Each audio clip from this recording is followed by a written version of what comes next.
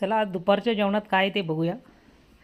लसूणी मेथी केलेली मस्त आणि इकडे खोबऱ्याची चटणी आहे आणि ज्वारीची भाकर. चला तर आपण लसूण मेथी कशी बनवली ते बघूया. मेथीची भाजी मस्त स्वच्छ धुवून आणि ती आता कापून घेतलेली मस्त बारीक पाण्यामध्ये भिजवून ती पण बाजूला करून घेतलेली आहे. इकडे पॅनमध्ये मी शेंगदाणे आणि फुटाणे डाळ्या भाजून घेतलेल्या आहे आणि त्या मिक्सरमधून काढून घेतलेल्या आहे. त्याची पेस्ट केलेली मस्त आणि इकडे लसूण पण कापून घेतलेला आहे, काही अख्खा ठेवलेला आहे. इकडे पॅनमध्ये मी आता लसूण आणि मेथीची भाजी ती छान कोरडी होईपर्यंत होऊ द्यायची मस्त. आणि कांदा टोमॅटो लसणाचा जास्त वापर केलेला आहे.